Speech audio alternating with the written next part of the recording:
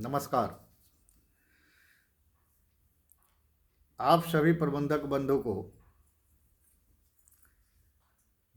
हम ये बताना चाहते हैं कि बिहार से बहुत सारे ऐसे पैक्स प्रबंधक हैं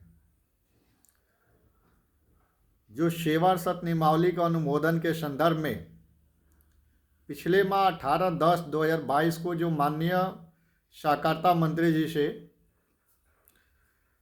अनुमोदन के संदर्भ में जो वार्ता हुई थी और उस वार्ता के आलोक में सेवा शर्त नियमावली कब तक लागू होने वाली है, इसके संदर्भ में बहुत सारे प्रबंधक फ़ोन करके पूछ रहे हैं। साथ ही साथ व्हाट्सएप पर भी मैसेज करके बहुत सारे प्रबंधक जानकारी लेना चाहते हैं। इसके संदर्भ में हम बताना चाहते हैं कि चूँकि 18/10/2022 को जो वार्ता हुई थी, उस वार्ता में माननीय मंत्री महोदय के द्वारा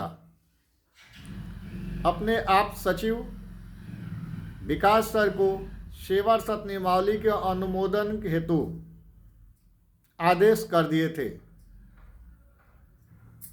और इन सारी बातों से आप लोग भली भांति अवगत हैं, चूँकि यह सारी बातें 18/10/2022 को ही आप सभी को चैनल के माध्यम से बता दी गई थी।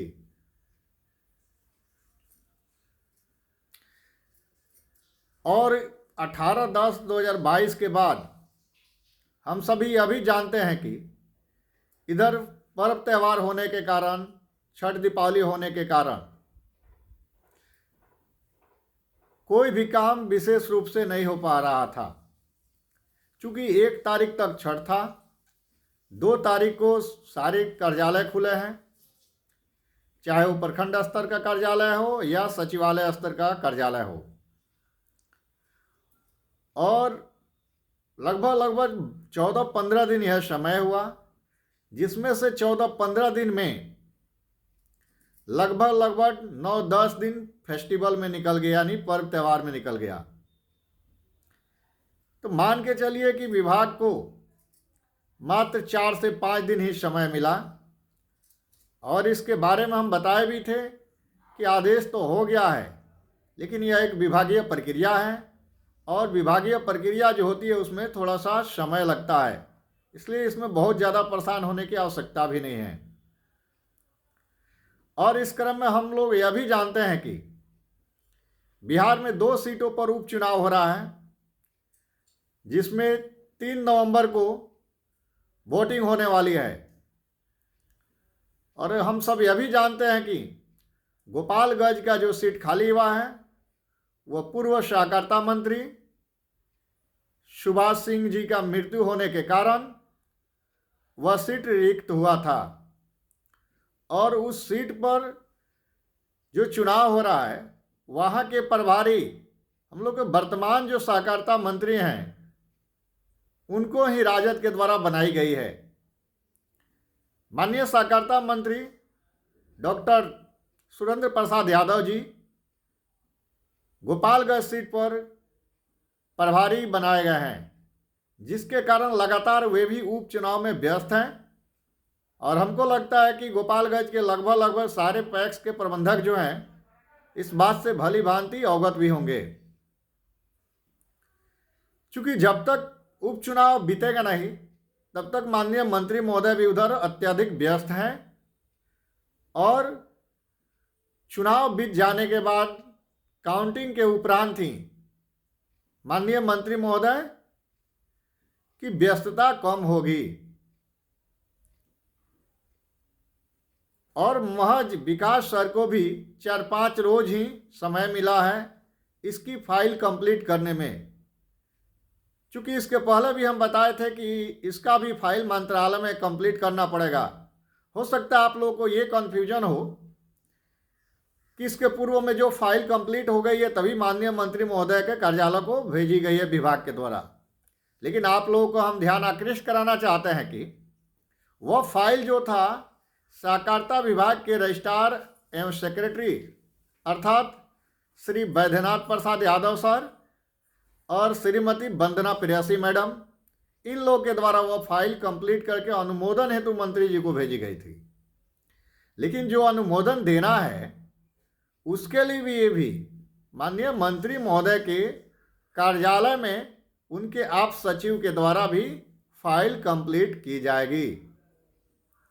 शायद मुझे लगता है कि अब कोई कन्फ्यूजन आप लोगों को नहीं रहना चाहिए। इसके पूर्व में भी इस सारी बातों को हम बताए थे, हो सकता है आप लोग ध्यान नहीं दिए होंगे या कन्फ्यूजन रह गया होगा, वो अलग बात है। इसका मतलब मैं ये नहीं कह रहा हूँ कि आप लोग फ़ोन नहीं करें या मैसेज नहीं करें, क्योंकि जहाँ कन्फ्यूजन होगी वहाँ स्वाभाविक है कि आप लोग जानकारी लेना चाहेंगे और कन्फ्यूजन दूर करना चाहेंगे, तो फ़ोन आना और मैसेज आना स्वाभाविक चीज़ है, इसमें कोई बड़ी बात नहीं है। लेकिन मेरा ये कर्तव्य है कि आप लोगों का फ़ोन आए या मैसेज आए तो जो भी कन्फ्यूजन हो उस कन्फ्यूजन को क्लियर कर देना, यानी स्पष्ट कर देना, यानी नो डाउट नो कन्फ्यूजन। इसलिए मुझे ऐसा लगा है कि आप लोगों को इन सारी जानकारी को बता देना चाहिए। और इस क्रम में आप लोगों को हम यह भी बताना चाहते हैं कि माननीय सहकारिता मंत्री महोदय जो चुनाव में प्रभारी बनाए गए हैं गोपालगंज के लिए, वहाँ हमारे संघ के प्रदेश उपाध्यक्ष जी भी हैं, वहाँ के जो जिला अध्यक्ष हैं, साथ ही साथ इन लोगों के साथ में बहुत सारे ऐसे भी प्रबंधक हैं जो मंत्री महोदय से मिल रहे हैं और मिले हुए हैं। बहुत ऐसे प्रबंधक हैं जो मंत्री महोदय से यह पूछे हैं कि सेवा शर्त नियमावली कब तक लागू होगी। माननीय मंत्री महोदय ने स्पष्ट इसमें अब दो टूक बोला है कि बहुत जल्द लागू हो जाएगी और इसके संदर्भ में काम हो रहा है और आपके संघ के जो नेता है प्रदेश अध्यक्ष, उनसे बात हो चुकी है। आप लोग अपने संघ के नेता से यानी प्रदेश अध्यक्ष से आप लोग बात करके जानकारी ले सकते हैं। मुझे नहीं लगता है कि अब इससे कोई बड़ी बात होगी। माननीय मंत्री महोदय स्वयं स्पष्ट कर दिए, इसलिए अब आप लोगों को कोई कंफ्यूजन नहीं रहनी चाहिए। हमारा काम जो है हम कर रहे हैं, पूरी कर्तव्य निष्ठा लगन परिश्रम से हम काम कर रहे हैं। ये अलग बात है कि विभागीय काम है, थोड़ी बहुत विलंब हो जाए, ये अलग बात है, लेकिन निस्संदेह हम आप लोगों को 100% या आश्वस्त करते हैं कि सेवा शर्त नियमावली हमारा प्रयास रहेगा कि इस महीना के अंत तक, यानी इस महीना के आखिरी सप्ताह में इसे लागू करवा लिया जाए। यदि थोड़ी सी विलंब हुई तो प्रयास रहेगा कि दिसंबर माह के पहले या दूसरे सप्ताह तक इसको लागू करवा लिया जाए। यानी इसमें कहीं कोई किंतु परंतु नहीं रह गया है कि सेवा शर्त नियमावली लागू होगी या नहीं होगी। जब माननीय मंत्री महोदय स्वयं आप लोगों से भी बता दिए तो मुझे नहीं लग रहा है कि इसमें किसी प्रकार का कोई अब कन्फ्यूजन रहना चाहिए। इसके साथ ही साथ आप लोगों से हाथ जोड़कर मेरा पुनः निवेदन है कि आप सभी अपने अपने जिला, अपने अपने प्रखंड में संगठन को मजबूत करें। प्रबंधक को जो संगठन का ग्रुप है, व्हाट्सएप ग्रुप, उसमें भी जुड़वाएं। साथ ही साथ जो संगठन का यह चैनल है, इस चैनल के माध्यम से भी जुड़वाएं। चूँकि हम लोग को लड़ाई खुद लड़ना होगा, हम लोग को लड़ाई कोई लड़ने तो आएगा नहीं। माननीय मंत्री महोदय तो लड़ेंगे नहीं, निबंधक महोदय लड़ेंगे नहीं, सचिव महोदया लड़ेंगे नहीं।